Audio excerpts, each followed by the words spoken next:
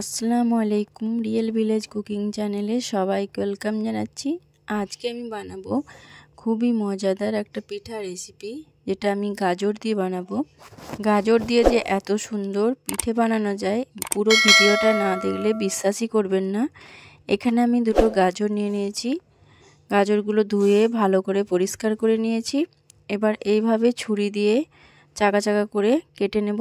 আপনারা তো অনেক রকমভাবেই পিঠা খেয়েছেন, একবার এইভাবে বানিয়ে দেখবেন, খুবই ভালো লাগবে। এই রকম করে আমি চাকা চাকা করে কেটে নিয়েছি। এবার এগুলো সেদ্ধ করে নেব। এখানে আমি দিয়ে দিয়েছি। ভালোভাবে সেদ্ধ হয়ে গেলে জল ঝরিয়ে ছেঁকে আমি এটা মিক্সিতে পেস্ট বানিয়ে নেব। এই দেখুন আমি পেস্ট বানিয়ে নিয়েছি। এখানে একটা কড়াই চাপিয়ে দিয়েছি। এর মধ্যে দিয়ে দিচ্ছি আমি গাজর যে পেস্ট বানিয়ে রেখেছি, পেস্টটা দিয়ে দিলাম। এখানে নাড়াচাড়া করে নিচ্ছি। নাড়াচাড়া করে আমি যে মিক্সিতে মিহি করেছিলাম তার মধ্যে সামান্য জল দিয়ে, ওই বাটির মধ্যে জল দিয়ে আমি মিক্সির মধ্যে দিয়ে দিলাম। বাকি যেটুকু আছে ভালোভাবে ধুয়ে আমি দিয়ে দিচ্ছি। আমি 1 বাটি পরিমাণে জল দিয়েছি। 1 বাটি পরিমাণে জল দিয়ে এটাকে আমি একটু নাড়াচাড়া করে মিশিয়ে নেব। যখন এর মধ্যে বলক চলে আসবে, ঠিক সেই পর্যায়ে আমি এর মধ্যে চালের আটা মিশিয়ে নেব। এটা খুব ভালোভাবে বলক চলে এসেছে। এর মধ্যে দিয়ে দিলাম 1 চামচ পরিমাণ লবণ। লবণটা দিয়ে আমি ভালোভাবে মিশিয়ে নিচ্ছি।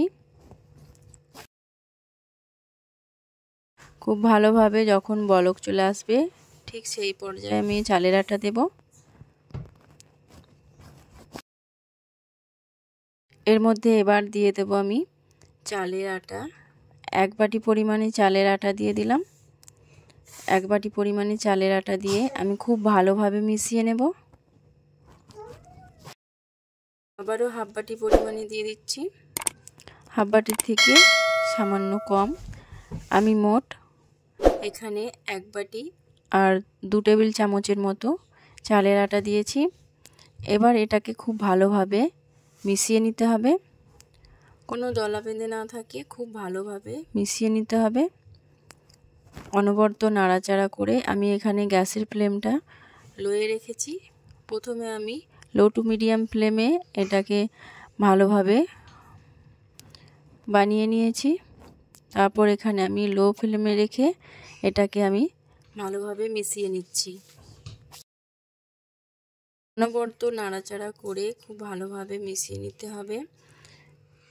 যখন এই পর্যায়ে খুব ভালোভাবে মিশে যাবে, আমি হাতের মধ্যে নিয়ে দেখাচ্ছি। ঠিক এই রকম দেখুন, সহজেই ভালোভাবে এটা হাতের মধ্যে দিয়ে দলা বেঁধে যাচ্ছে।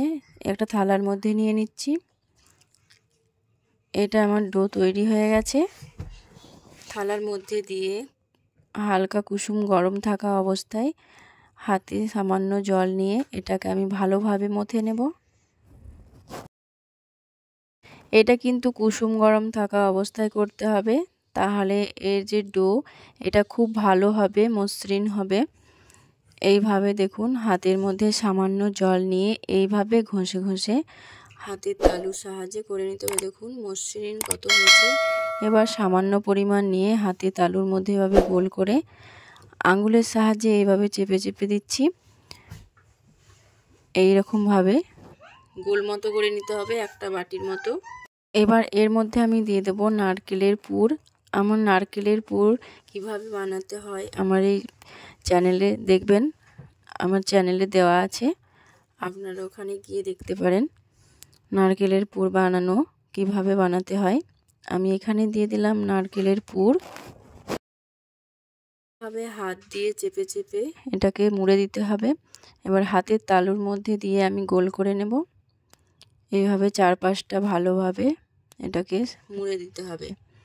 হাতের তালুর মধ্যে দিয়ে একটু গোল করে নিলেই সহজেই গোল হয়ে যাবে।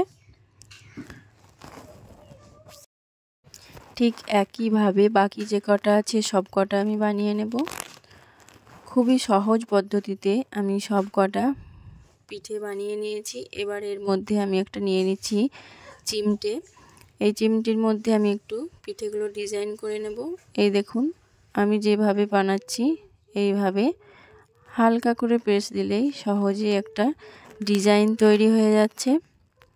খুব সুন্দর একটা ফুলের মতো ডিজাইন তৈরি হয়ে যাবে। খুব সহজভাবে, না দেখলে মনে হবে খুবই কঠিন, একবার দেখলেই খুব সহজ মনে হবে। আর সহজেই বাড়িতে বানিয়ে নিতে পারবেন, ঝামেলা ছাড়াই সহজেই এই পিঠা বানানো যায়। আমি যেভাবে বানাচ্ছি সেইভাবে পুরোটাই না দেখলে বুঝতেই পারবেন না। স্কিপ না করে পুরো ভিডিওটা দেখুন, সহজেই বানিয়ে নিতে পারবেন। এই দেখুন খুব সুন্দর একটা ডিজাইন তৈরি হয়ে যাচ্ছে। এই দেখুন খুব সুন্দর একটা ডিজাইন তৈরি হয়ে গেছে। ঠিক একইভাবে আমি বাকি যে কটা আছে সব কটা বানিয়ে নেব। মাঝখানটা এইভাবে চিমটির সাহায্যে একটু ডিজাইন বানিয়ে নিচ্ছি। বাকি সব কটা আমি একইভাবে বানিয়ে নেব। খুব সহজ পদ্ধতি বানিয়ে দেখালাম এই পিঠা। পুর ভরা এই ফুল পিঠা বানিয়ে দেখালাম। এবার এগুলোকে আমি ভাপের মধ্যে দিয়ে দেবো। এরকম একটা ছাঁকনি নিয়েছি। এবার এর মধ্যে আমি একে একে করে পিঠাগুলো দিয়ে দেবো। তলাতে একটা হাঁড়ির মধ্যে আমি জল নিয়েছি। জলটা খুব ভালোভাবে যখন ফুটে আসবে তখন পিঠাগুলো খুব ভালোভাবে কুক হয়ে যাবে। এবার এটাকে আমি ঢাকা দিয়ে রেখে দেবো 5 মিনিটের মতো। ফিরে আসছি 5 মিনিট পর। পিঠাগুলো খুব ভালোভাবে হয়ে গেছে। এবার আমি তুলে নেব। একটা প্লেটের মধ্যে নিয়ে নিয়েছি। এই দেখুন খুব সুন্দর একটা কালার এসেছে, দেখতেও যেমন সুন্দর, খেতেও অসাধারণ। গাজর দিয়ে কত সহজেই এই পিঠা বানানো যায়। তাহলে দেখলেন তো কত সহজেই এই একটা গাজর দিয়ে পিঠা বানানো যায়। আমার এই রেসিপি আপনাদের যদি ভালো লাগে অবশ্যই চ্যানেলটা সাবস্ক্রাইব করবেন এবং পাশে থাকা বেল আইকন প্রেস করবেন। এই দেখুন পিঠাগুলো ভালোভাবে দেখাচ্ছি। খুবই নরম এবং তুলতুলে। খেজুর গুড় দিয়ে এই পিঠা খেতে খুবই ভালো লাগবে। আমি একটা ভেঙে দেখাচ্ছি। এই দেখুন পুরে ভরা এই পিঠা রেসিপি, খেতে খুবই টেস্টি। সঙ্গে যদি থাকে খেজুরের গুড় খুবই ভালো লাগবে। আজকের রেসিপি এখানেই শেষ করছি।